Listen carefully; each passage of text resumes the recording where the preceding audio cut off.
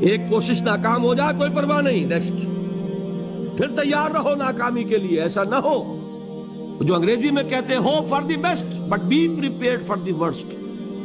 ایسا نہ ہو کہ دوسری مرتبہ ناکام ہو کے بددل ہو جاؤ، تمہاری ہمتیں جواب دے جائیں. نہیں، پہلے سے تیار رہو کہ دوسری مرتبہ بھی ناکامی آئے تو آئے، لیکن جب تک کہ کامیابی حاصل نہیں ہوتی ہمیں یہ کام کیے تھے.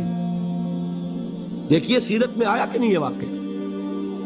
بدر میں مسلمانوں کو فتح ہوئی تو احد میں زخ پہنچی کہ نہیں؟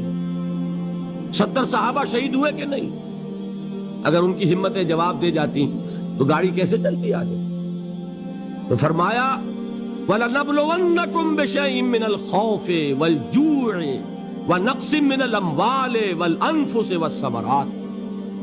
ہم تمہیں لازماً آزمائیں گے، خوف کی کیفیت سے، فقر و فاقے کی کیفیت سے، بھوک سے، جان کے نقصان سے، مال کے نقصان سے، محنتوں کے حاصل کے ضائع ہو جانے سے. وَبَشِّرِ الصَّابِرِينَ، اور اے نبی بشارت دیجئے صبر کرنے والوں.